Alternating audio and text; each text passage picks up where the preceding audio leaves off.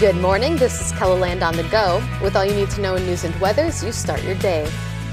There's an update this morning on the missing 14-year-old girl in Sioux Falls. Sioux Falls police say McKenna Wendell has been found dead. The lieutenant told Kellaland News he can't say if foul play is suspected. We're told the public is not believed to be in danger. Kellaland News asked Attorney General Marty Jackley about the case on Thursday.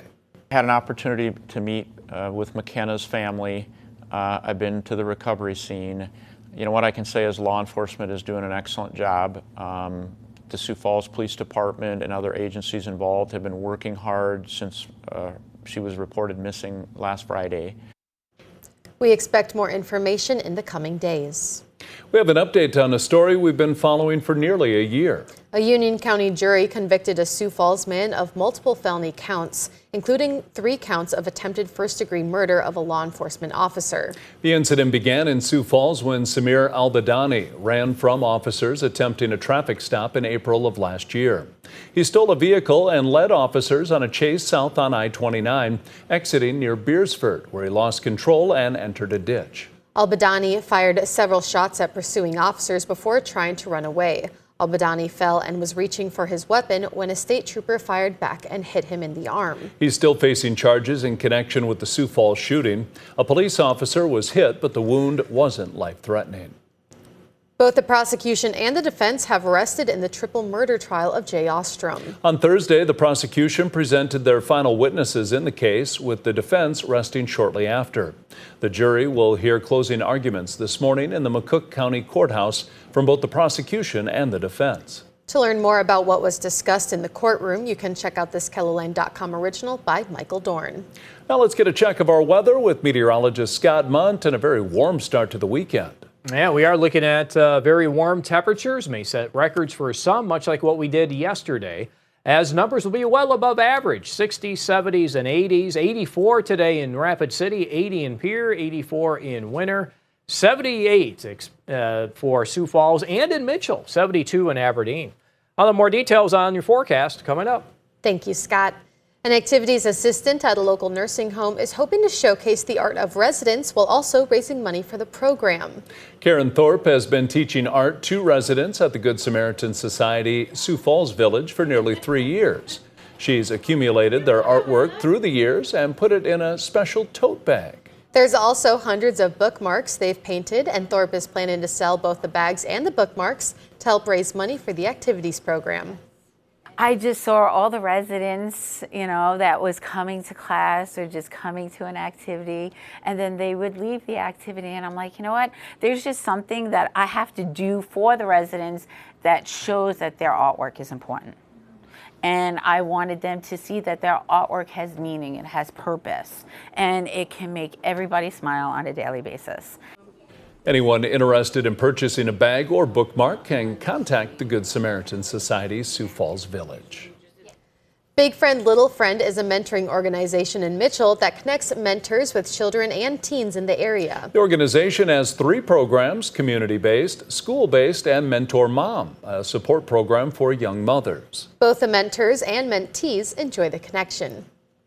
I just think Big Friend Little Friend in Mitchell has really done great things for our community as far as building connections and helping kids. You ask any big friend, they'll say they got as much out of it as their littles do. If you're interested in signing up to become a mentor, we provided a link with this story on KELLALAND.com. The NCAA women's basketball tournament tips off tomorrow, including SDSU against Washington in Texas. The Jackrabbits will have no shortage of fans in Fort Worth, but many more will be cheering from afar. S-Line resident Dean Skoglund is headed to Florida for spring training baseball, but hopes to see the Jacks in person in the Sweet 16. AJ just got us rolling. You know, we play our pregame schedule the way he does it with the higher teams, and I think he's got them ready to go. We've got 3 seniors that are top notch, and we're just excited for them to go on. We're going to win this game. We're going to win the second game and then see where it goes from there. Jackrabbits and Huskies open tournament play at 1:30 p.m. Central Time today in Texas. The winner will face either Texas Christian or UC San Diego on Sunday. And just a reminder, midday will air on KELO Extra and KELOLAND Plus today. First at 4 will be on the air once the afternoon basketball game wraps up. KELOLAND News at 6 will air on KELO TV at 5:30 and then at 6 on KELO Extra and KELOLAND Plus. KELOLAND News at 10 will be at its regular time on KELO Extra and KELOLAND Plus and on KELO TV at about 11 o'clock. You can watch the CBS Evening News on KELO Extra at 5:30. That's a look at some of our top stories. Now let's get another Check Your Weather with meteorologist Scott Munn. Scott? All right, good morning, everybody. High fire danger again today. Red flag warning across western and southwestern South Dakota. Fire weather watch in Nebraska. That starts tomorrow, lasts through Sunday morning. This is Futurecast as we do go through the day today. Mostly sunny to partly cloudy skies. Clouds may thicken a little in eastern KELOLAND, but it looks like we will stay dry. This cold front will move through late in the day tomorrow. Ahead of it, I expect numbers in the upper 80s to lower 90s. Behind it, we'll eventually get this north to northeast wind, maybe even a couple of scattered showers for the northern half of the area, but very, very light amounts of any precipitation that falls. Start the day with some cloud cover on Sunday. The sun returns during the day, but with this northerly wind, expect cooler temperatures. Sunday will be a day with steadier falling numbers. And it looks like we'll have mostly dry skies as we continue to wrap up the month of March.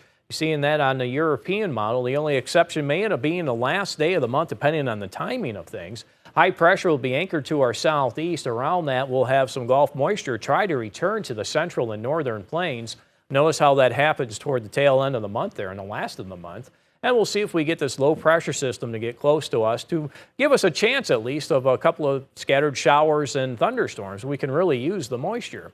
Forecast in the meantime, today we'll have numbers that will reach the 60s, 70s, and 80s. Tonight will fall to the 40s and 50s. And then for tomorrow, another hot day, another day with record-setting numbers. Highs in the 70s, 80s, and 90s. You can check the details of the 7-day forecast while you're here online. Have a great weekend.